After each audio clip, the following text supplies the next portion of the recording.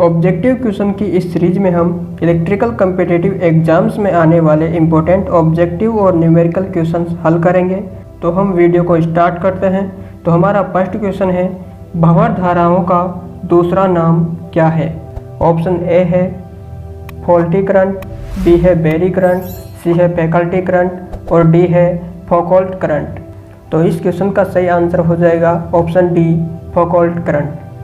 तो भंवर धाराएं क्या होती है?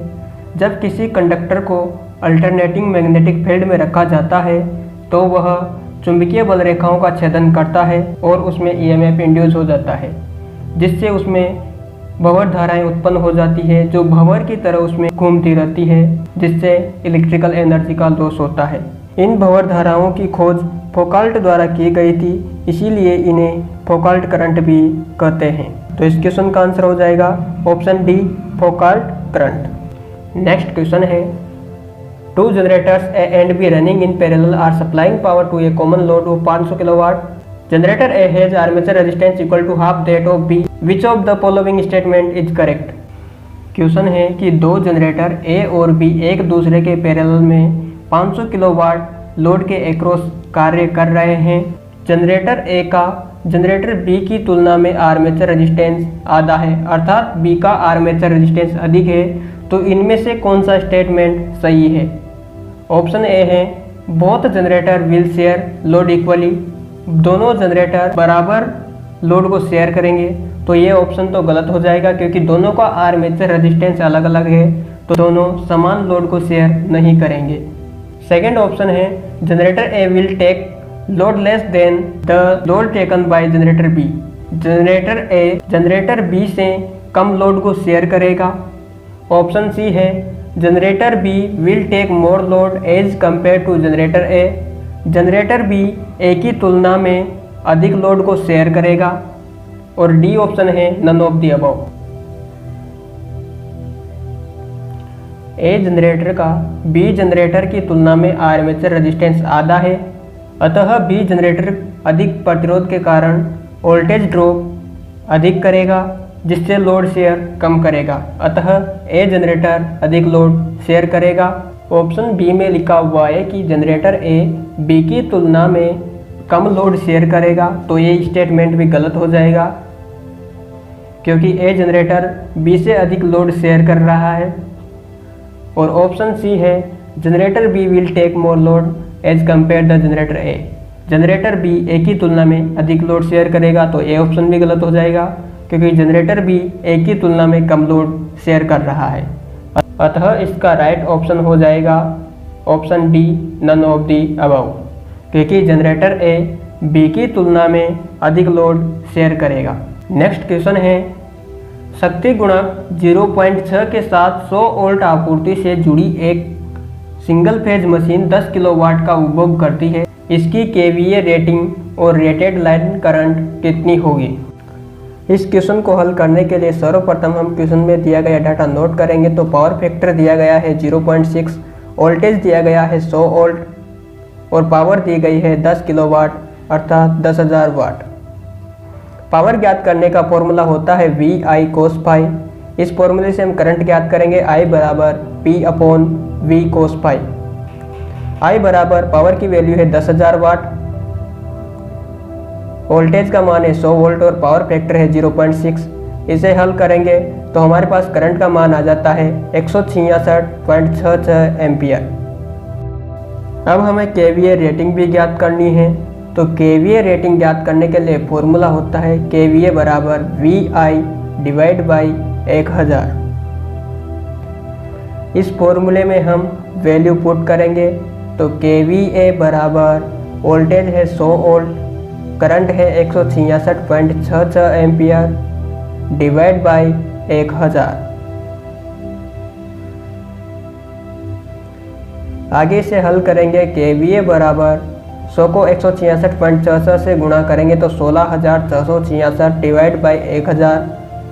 तो केवीए रेटिंग आ जाएगी 16.66 केवीए। तो इसका सही आंसर हो जाएगा ऑप्शन सी, 16.66 केवीए रेटिंग और 166.66 एम्पियर करंट। नेक्स्ट क्वेश्चन है, स्वतः प्रेरकत्व 5 मिली हेनरी तथा वाहित धारा 10 एम्पीयर से युक्त एक चुंबकीय क्षेत्र कुंडली में संचित ऊर्जा क्या है? तो एक इंडक्टर है जिसका इंडक्टेंस है 5 मिली हेनरी और उससे बहने वाली धारा का मान है 10 एम्पीयर। इसकी हमें स्टोर्ड एनर्जी का मान ज्ञात करना है। इस क्वेश्चन को हल करने के लिए सर्वप्रथम हम क्वेश्चन में दिया गया डाटा नोट करेंगे। तो सेल्फ इंडक्टेंस L का मान दिया गया है 5 मिली हेनरी, जिसका मान हेनरी में होगा 0.005 हेनरी। करंट का मान दिया गया है 10 एम्पीयर और इंडक्टर में स्टोर एनर्जी हमें ज्ञात करनी है। तो इंडक्टर में स्टोर एनर्जी का मान ज्ञात करने के लिए फॉर्मूला होता है 1/2 Li²। इस फॉर्मूले में हम वैल्यू पुट करेंगे तो 1/2 इंडक्टेंस का मान है 0.005 और धारा है 10 एम्पीयर, तो 10 का स्क्वायर करेंगे 10 × 10।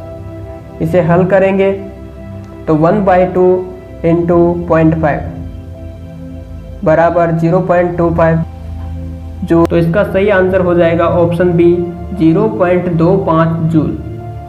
नेक्स्ट क्वेश्चन है A 10 microfarad capacitor is charged to a potential difference of 50 volt and is connected to another uncharged capacitor parallel. Now the common potential difference become 20 volt. The capacitance of second capacitor is। तो question है कि एक 10 microfarad का capacitor 50 volt से charge किया जाता है और इस कैपेसिटर के पैरेलल में एक अन्य कैपेसिटर जोड़ा जाता है।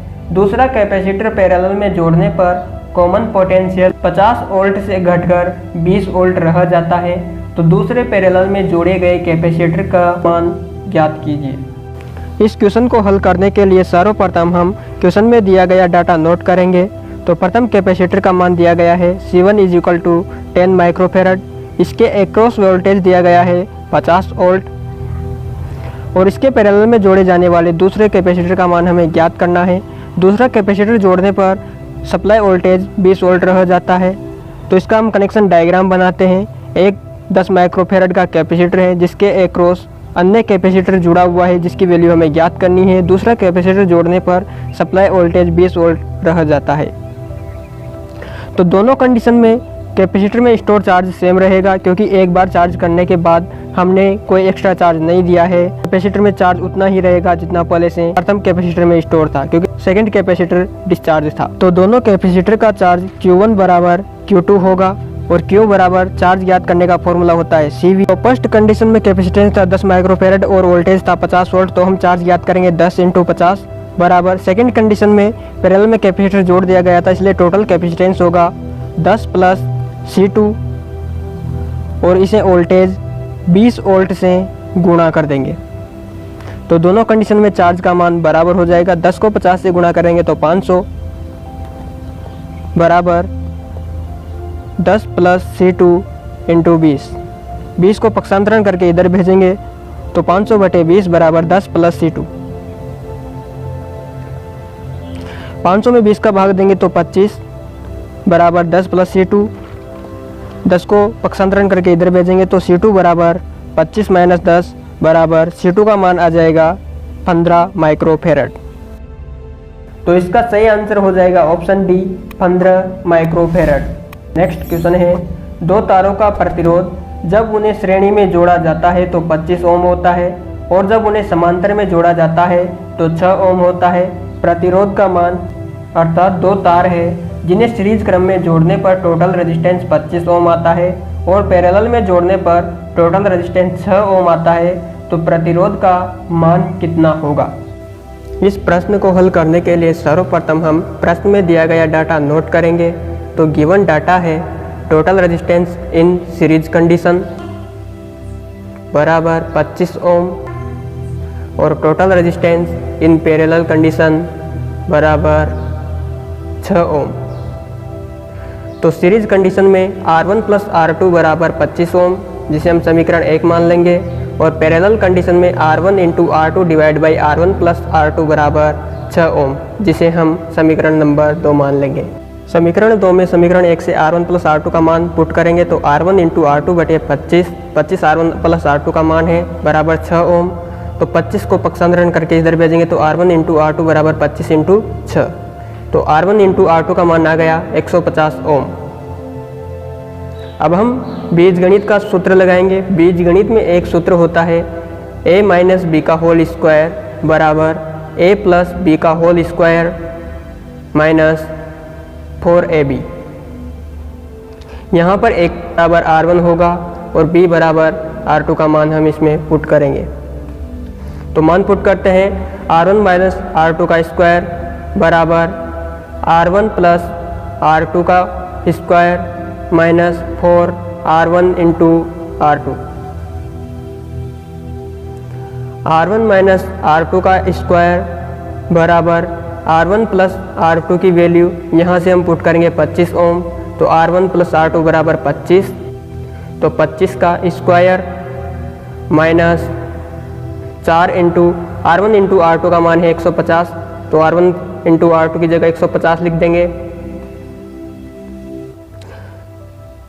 R1 माइनस R2 का होल स्क्वायर बराबर 25 का स्क्वायर होगा 625 माइनस 4 इंटू 150 बराबर 600।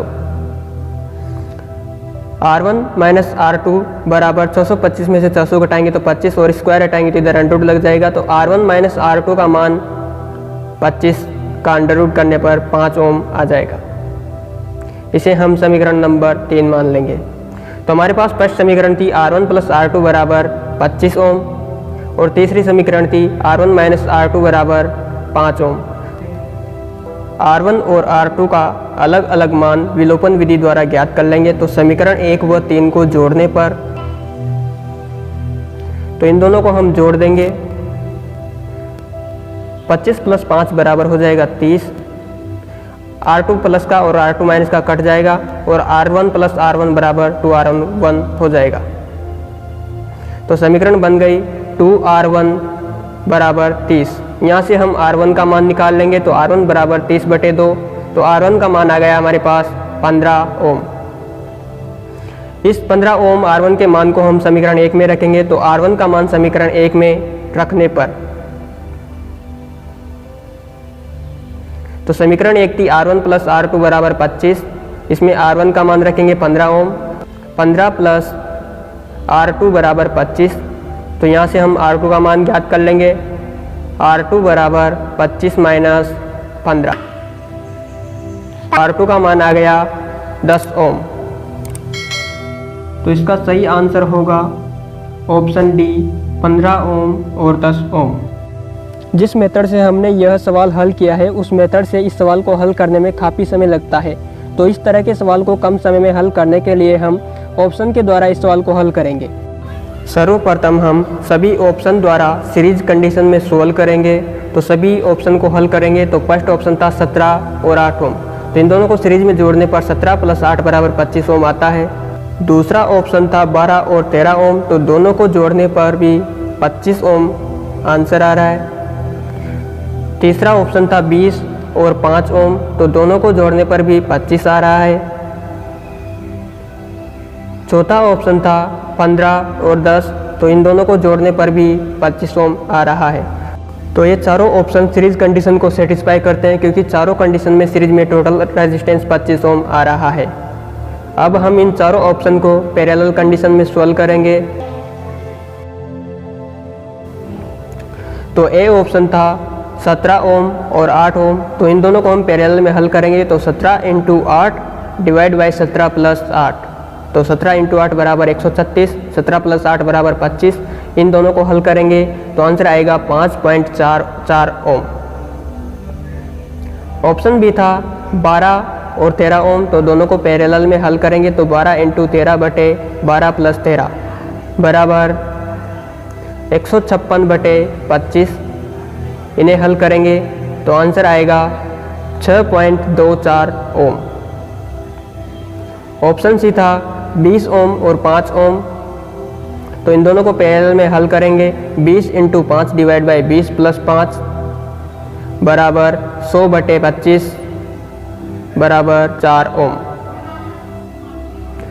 ऑप्शन डी था 15 और 10 ओम, तो इन दोनों को भी पैरेलल में हल करेंगे तो 15 × 10